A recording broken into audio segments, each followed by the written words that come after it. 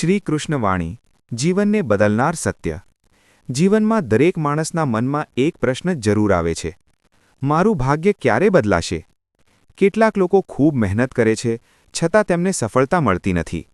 કેટલાક લોકો સરળતાથી આગળ વધી જાય છે, અને કેટલાક લોકો સતત સંઘર્ષ કરતા રહે છે. શું આ બધું ભાગ્ય છે? કે પછી કંઈક એવું છે જે આપણે સમજતા નથી? આ પ્રશ્નનો જવાબ મળે છે ભગવાન શ્રી કૃષ્ણની વાણીમાં, જે આપણને શીખવે છે કે ભાગ્ય કોઈ જાદુથી નહીં, પરંતુ આપણા વિચારો, કર્મ અને વિશ્વાસથી બદલાય છે. ભાગ્ય શું છે? ભાગ્ય એટલે આપણા ભૂતકાળના કર્મોનું પરિણામ. અમે જે કામ કરીએ છીએ તે આપણા ભવિષ્યને બનાવે છે. જેવું વાવશો તેવું લણશો. જો તમે સારા કર્મ કરશો તો સારા પરિણામ મળશે. જો ખોટા કર્મ કરશો તો મુશ્કેલીઓ આવશે. પરંતુ સૌથી મહત્વની વાત એ છે કે ભાગ્ય સ્થિર નથી, તે બદલાઈ શકે છે. 1. જ્યારે તમે વિચાર બદલો છો. શ્રી કૃષ્ણ કહે છે કે મનુષ્યનું ભાગ્ય સૌથી પહેલાં તેના વિચારોમાં બદલાય છે. જો તમે હંમેશા નકારાત્મક વિચારો કરો છો, મારાથી નહીં થાય, હું નબળો છું, તો તમારું જીવન પણ તે પ્રમાણે જ બને છે. પરંતુ જ્યારે તમે સકારાત્મક વિચારો અપનાવો છો, હું કરી શકું છું, ભગવાન મારી સાથે છે, ત્યારે તમારું ભાગ્ય બદલાવા લાગે છે. 2. જ્યારે તમે પોતાને ઓળખો છો. શ્રી કૃષ્ણ કહે છે કે તમે માત્ર આ શરીર નથી, તમે આત્મા છો, અવિનાશી અને શક્તિશાળી. ન જાયતે મ્રિયતે વા કદાચિત.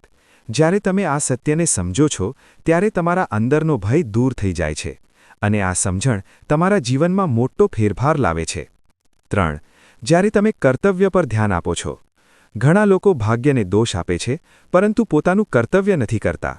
શ્રી કૃષ્ણ કહે છે, કર્મણ્યે વાધિકારસ્તે. અર્થ, તમારું ધ્યાન માત્ર કર્મ પર રાખો, ફળ પર નહીં. જ્યારે તમે સચ્ચાઈ અને નિષ્ઠાથી કામ કરો છો, ત્યારે ભાગ્ય ધીમે ધીમે બદલાય છે. 4. જ્યારે તમે ધૈર્ય રાખો છો. ભાગ્ય એક દિવસમાં બદલાતું નથી. જેમ બીજ વાવ્યા પછી તરત જ વૃક્ષ નથી બનતું, તે રીતે મહેનતનું પરિણામ પણ સમય લે છે. ધૈર્ય પ્લસ વિશ્વાસ બરાબર ભાગ્ય પરિવર્તન. 5. જ્યારે તમે ભગવાન પર વિશ્વાસ રાખો છો. શ્રી કૃષ્ણ કહે છે, મામેકમ શરણમ વ્રજ. અર્થ, ભગવાનની શરણમાં જાઓ.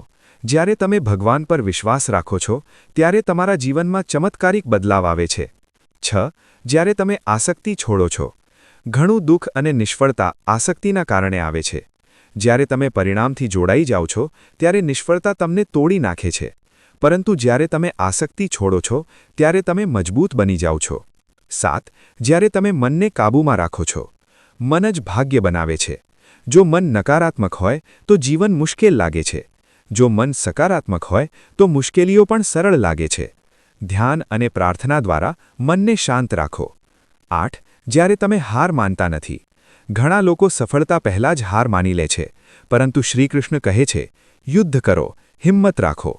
જ્યારે તમે હાર નથી માનતા, ત્યારે ભાગ્યને બદલાવવું જ પડે છે. 9. જ્યારે તમે સારા કર્મ કરો છો.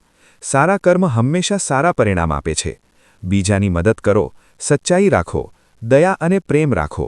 આ બધું તમારા ભાગ્યને મજબૂત બનાવે છે. 10. જ્યારે તમે સમયને સ્વીકારો છો. દરેક વસ્તુનો સમય હોય છે. ક્યારેક મોડું મળે છે, પણ સાચું મળે છે. ભગવાન ક્યારેય મોડા નથી પડતા. ભાગ્ય બદલવાના સરળ નિયમો. રોજ સકારાત્મક વિચાર રાખો, મહેનત ચાલુ રાખો, ભગવાનનું સ્મરણ કરો, ગુસ્સો અને નકારાત્મકતા દૂર કરો, ધૈર્ય રાખો. એક પ્રેરણાદાયી કથા.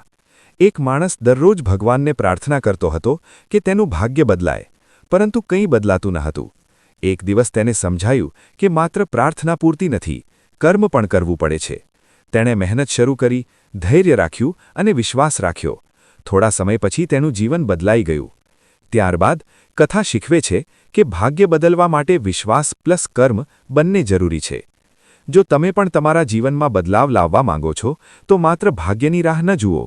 પોતાના વિચારો બદલો, પોતાના કર્મ સુધારો, ભગવાન પર વિશ્વાસ રાખો, અને સૌથી મહત્વની વાત, ક્યારેય હાર ન માનો. શ્રી કૃષ્ણની વાણી આપણને શીખવે છે કે મનુષ્ય પોતાનું ભાગ્ય પોતે જ બનાવે છે. હંમેશા યાદ રાખો, તમારું ભાગ્ય આજે નહીં તો કાલે જરૂર બદલાશે, જો તમે સાચા માર્ગ પર ચાલતા રહેશો.